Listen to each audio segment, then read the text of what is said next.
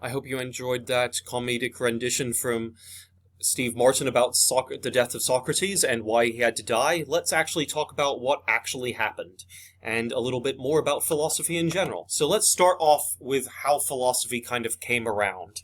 Well, eventually, originally it started off in the city of Miletus. Remember the city-state or colony in Ionia, which was on the coast of Asia Minor? It became the center of philosophy, okay? And it became this idea of philosophia, okay, was what everybody would talk about.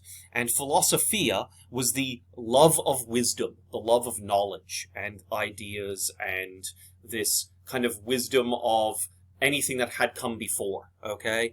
And so not necessarily history, but ideas, okay?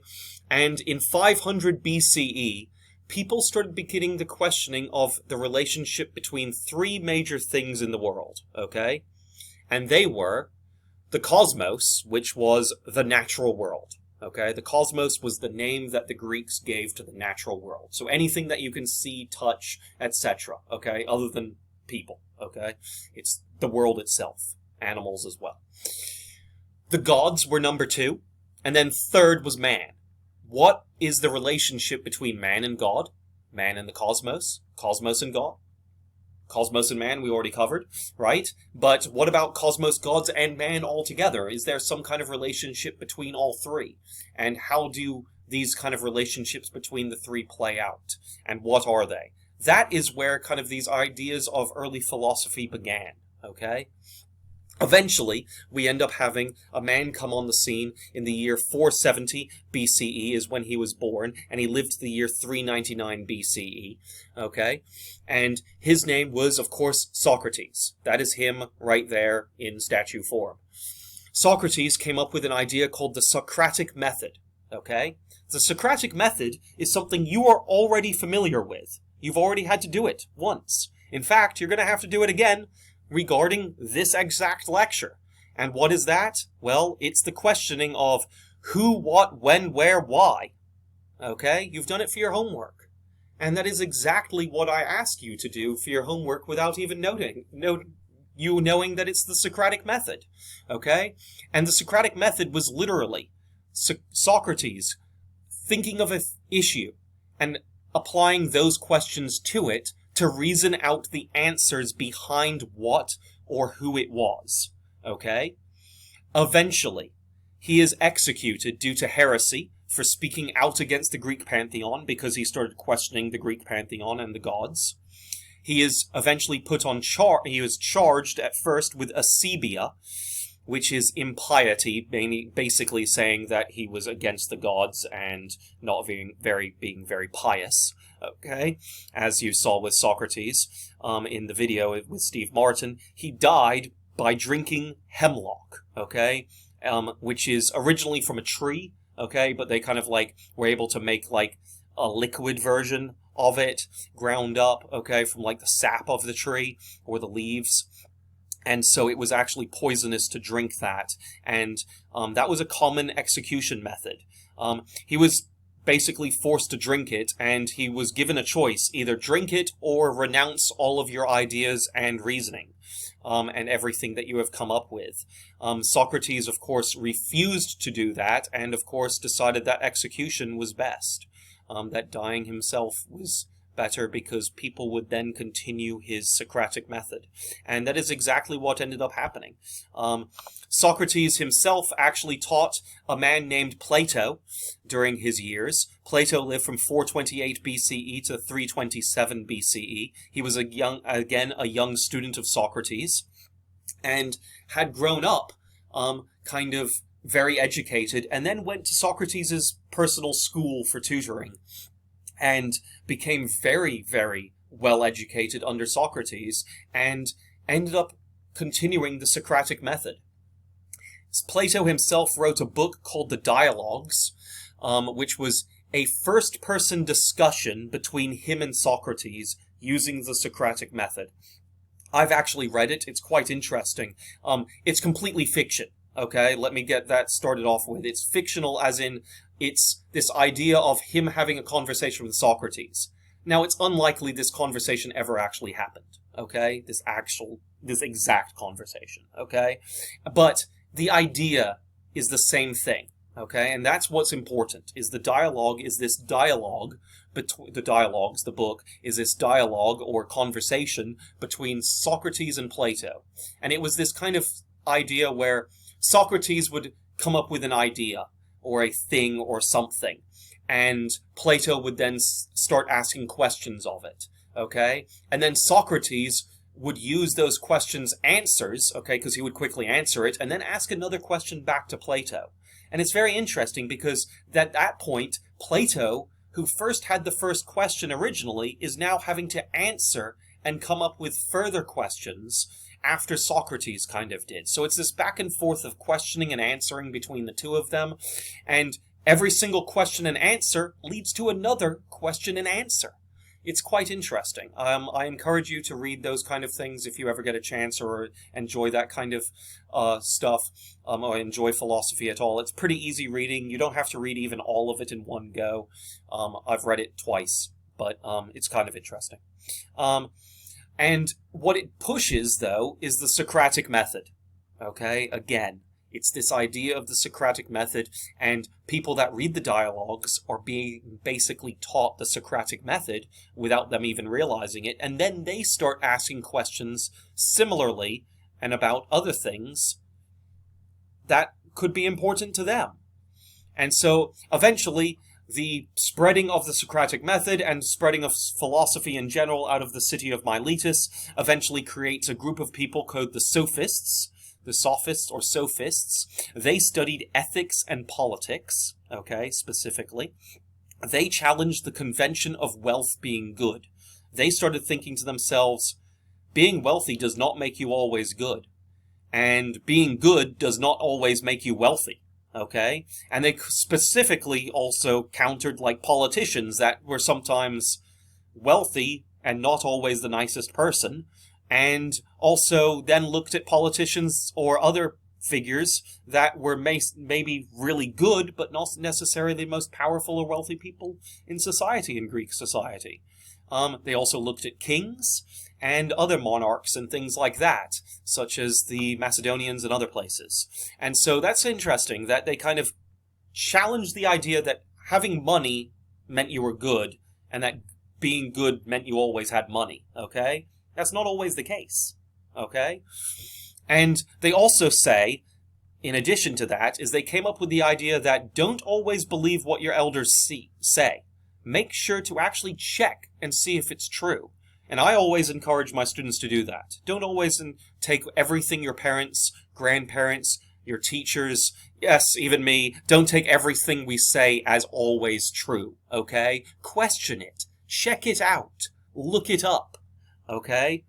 For this course, you can do that. I mean, you don't have to necessarily do that. But in general, okay, I encourage people to start questioning and looking for what could be true, and you only hearing one side of the story or something like that, okay? In any case, politics, customs, religion, anything. Anything you want to name as a topic, someone telling you it doesn't necessarily make it 100% true, okay? And that's a sophist idea. That's where the sophists started it, and it is something that many teachers encourage students to do, and I encourage it full-heartedly. So, moving on, let's talk about Aristotle, who happens to be one of Plato's students. So, and he founded the Lyceum, which was this temple or this school used for debates. He basically made this temple or city, or not school, temple in this city, in a city, for debates, purposely just for political and philosophical debates. And he lived from the year 384 to 322. He was known as the father of Western philosophy, and still is today, or is today rather, wasn't back then. They didn't have that idea back then. And he also studied not just philosophy, but astronomy, geology, and biology. It's very interesting because he was the tutor of Alexander the Great. Remember, Alexander the Great was originally taught by him, and he read, he used to read Iliad and the Odyssey to Alexander when he was younger, as well as many other things, and he taught Alexander quite a lot of what he understood other than military tactics. That was what he got from the generals of Philip. But Aristotle was very influential on Alexander the Great's life. And when Alexander the Great went on campaign, he would end up collecting animals and plants that he saw that were different than that there were in Greece. He would see them in Egypt, all up and down the Mediterranean coast, in Asia Minor, as well as the Israel and Palestine area coast, and Tyre, even into Persia and the Fertile Crescent, and all the way to India and back. He was constantly having servants. Alexander would constantly have servants and soldiers grab plants and animals that were different in those areas and put them in cages and boxes and send them all the way back to Greece so Aristotle could study them immediately. It's kind of interesting. Like, it would take weeks or months for them to get there, but Aristotle appreciated it, and it was Alexander's way of thanking his teacher for instilling that curiosity of new things into him. Which was one of the reasons why Alexander kept on wanting to keep going, not just to conquer everything, but to see everything. It was a lot of it had to do with conquering everything and wanting to be in charge of the whole world, but a lot of it was curiosity. What's next? What's up next? Kind of thing. Moving on. Let's move to mathematics. Some of you probably just groaned, but that's okay. We're not going to go into the real depth of mathematics here, but I'm going to talk a little bit about some of them. Some of the first mathematicians that were very important on engineering and things that we have today. Pythagoras is the first one I'm going to talk about. He was originally a philosopher, and he believed that abstract ideas and numbers were the most important things in the universe. And then he started realizing that these abstract ideas, as well as numbers, sometimes came together. And he started coming up with different ideas based on numbers specifically, and shapes. And he is the reason we have something called the Pythagorean theorem. If you've done anything into math or math classes or engineering at all, you know what this is. It's the equation to find out the lengths of the different sides of a triangle, where a squared plus b squared, okay? So a times a is a squared, okay? A with a little 2 above it. B times b is b squared, b with a little 2 above it. And if you add those two numbers together, it equals the length of c times c, okay? C multiplied by c, okay? C squared with a c with a 2 over it. Interestingly, if you look at this picture here and look at this picture here right there, you see that triangle with the squares on each side?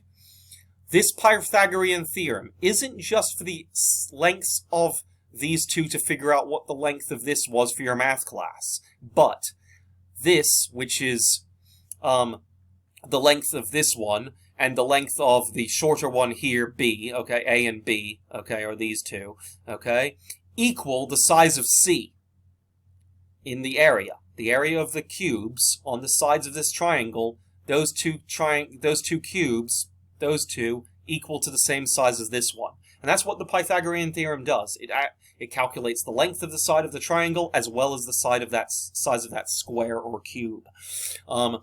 More of a math person for you to learn that from, and more of a math class. Don't worry about it other than that kind of base description for this course.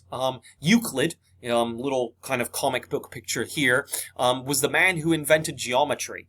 He came up with a bunch of different shapes and ideas, originally figuring out squares and circles and all different shapes like rhombuses and stuff, and the equations to figure out inside the size of them and the outsides and the angles required for the corners and stuff like that. He came up with all of that.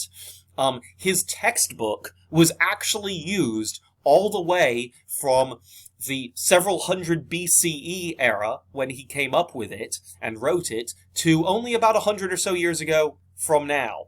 Okay? It was still used until about 100 years ago from today. So quite interesting that basically the math equations he came up with were still correct, and only a couple people figured out a few minor differences to change a couple things. But for the most part, almost everything he said was right. Moving on, we're going to talk about mathematics and science and engineering. Archimedes. is this man, and that is a picture of him right there, Archimedes right there. He invented multiple different very simple machines, and he was a mathematician and a very early scientist for the day.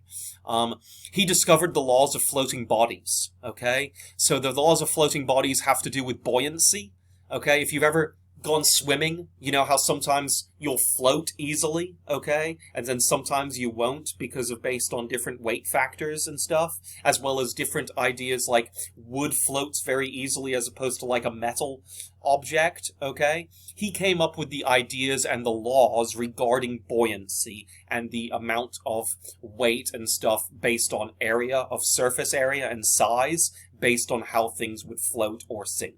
Okay? He also came up with very simple machines, such as a ramp, okay? A ramp, like we use for wheelchair access into buildings. That's very simple. He came up with the idea that this, right there, is very important. People had used them for years, but he understood why it was so important, and that sometimes it's easier to push up a ramp as opposed to trying to just lift directly upwards. But in the case that you do have to lift directly upwards, okay, he came up with the pulley system. Now, of course, they already had the pulley system, where if you tie a rope around a hard, strong, heavy object here, and hook it around a pulley, and you can pull down on it, it's easier. You can pull down on this, and you can lift it, even if you wouldn't be able to normally lift it normally. This was something around for years. He started coming up with an idea that, what if you attach an extra pulley, and you wrap the cable around it, and then it goes down again into it?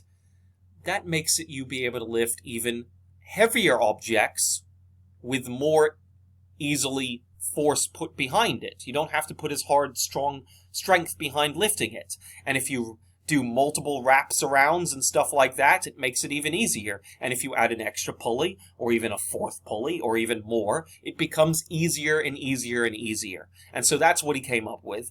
He also came up with levers, like switches, like a light switch, but not a light, but like for other things. So lever and use it to like wedge under something. Like say your car gets a flat tire. He came up with the idea for the wedge of the wedging something under it and using the jack to lift it up. He came up with stuff like that.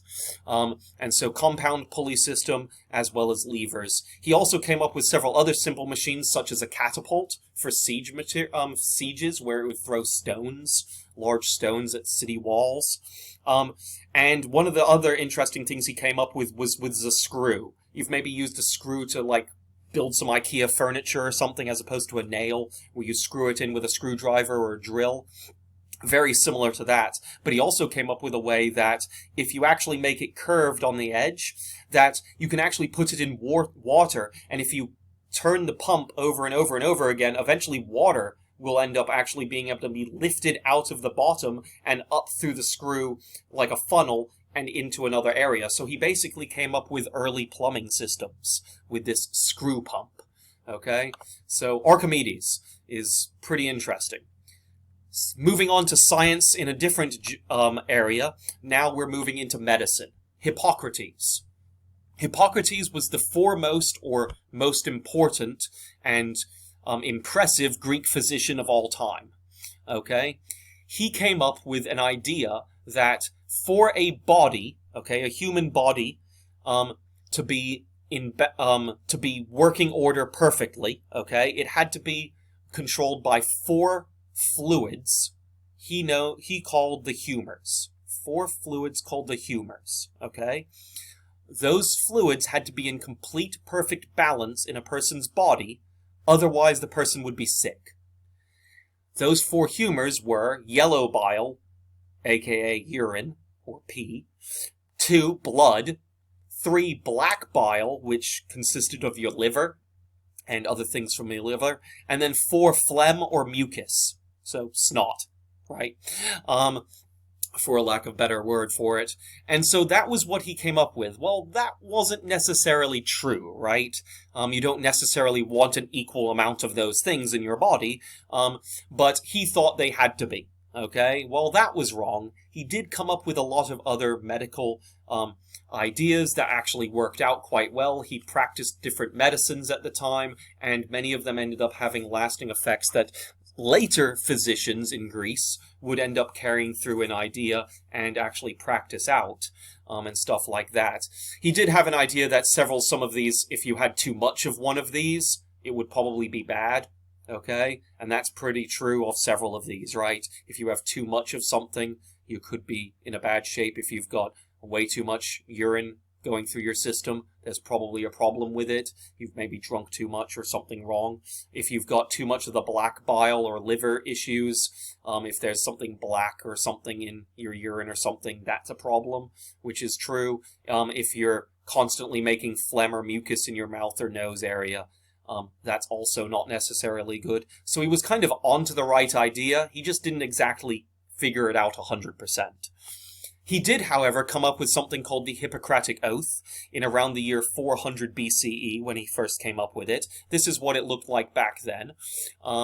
And it originally began with, "I swear by Apollo the physician, and by Asclepius, and by Hygeia, and by all the gods," and then it continued talking about the gods and talked about, basically, about this medical idea of doing no harm to other people as a doctor and as a physician. And today, doctors and nurses today still take a version of the Hippocratic Oath. And as you can see on this little picture, it's changed. In 400 BCE, it started like this. In the 1500s, the Renaissance refound the original idea of it during the Renaissance period. Eventually, by the 1700s, people had translated it into English from Greek, from ancient Greek, and then eventually by the and started using it a little bit here and there. By 1948 and 1964, it was definitely being used by doctors and nurses all around the world today when they finally get their degree, and when they're finally actually going for their degree. You're pledging to do no harm to another person in the medical practice, right?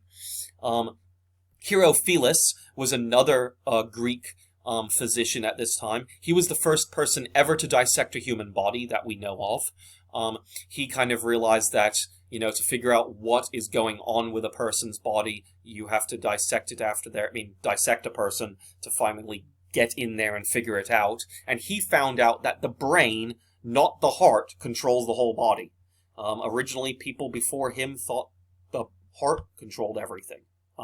He also, however, believed in bloodletting, which is where you end up cutting a person and you drain them of a little bit of blood over time to make them feel better. He figured that would be able to get them out of some kind of disease or something like that. Unfortunately, not only the Greeks, but the Romans, the Europeans during the medieval period, all the way even until the colonial period, George Washington himself died because of bloodletting. In the 1700s, actually 1800s. But yes, people were bloodletting until about the year 1900. So only about 100 years ago did people start realizing bloodletting, not good. And so moving on, let's move on to astronomy. So I've got a video I want you to watch about this. It actually incorporates this video, this picture, as well as this one. I would like you to watch it. I have linked it in the Canvas notifications for you, and so I do require you to watch that. I will have a question on it, and we'll talk about that in just a moment. But first, let's talk about Aristarchus, who was an astronomer. Okay, he studied the stars, and he was the first person ever that we know of to realize that the planets revolved around the sun, and that the sun and the planets did not revolve around the Earth. Okay, that idea he came up with very early on. Eventually, however, people after him did not believe it was true. And because of that, and because of the Catholic Church, as well as other religious institutions, as well as other government institutions, believing it was not true, that idea was lost until the era of Copernicus in the year 1500 CE, about 1700 years later, because he came up with that idea in around the 200 BCE era. Okay? Next, we're going to talk about even how the world was round. The Greeks figured out the world was round, that it wasn't flat. More people today think the world is flat than they did during the Greek history period. Pythagoras, who we've already talked about. Aristotle, who we've already talked about. Both of them did science experiments figuring out that the world was round. They didn't know exactly how big it was, but they knew the world was a ball, not flat. Thales of Miletus, another philosopher of the city of Miletus, he came up with that same idea and same experiment. And eventually, a man named Eratosthenes, okay, or Eratosthenes, depending on how you want to say it, he was in Egypt. Why in Egypt? Well, remember how after Alexander the Great conquered Egypt, his cousin Ptolemy took over Egypt? Well, Ptolemy and his family kept in charge of Egypt during the Diadochi Wars or Diadochi Wars, and Eratosthenes was one of these philosophers that lived there in the period of that era. And in the year 276 to 194 is when he lived, and around the year 200 and something, he came up with an experiment to start figuring out how big the world was. And he figured it out by using the size of a shadow from the same length stick in the ground at two different cities in Egypt. One at Syene, and one at Alexandria, the port of Alexandria, right next to the Mediterranean Sea.